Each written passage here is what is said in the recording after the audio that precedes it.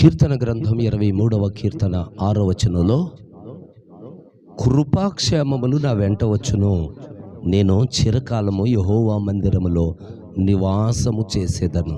ఈ రోజున దేవుడిచ్చే ఆ క్షేమము, ఆ కృప నువ్వు పొందుకోవాలి అంటే దేవుని వాక్యం చెబుతుంది.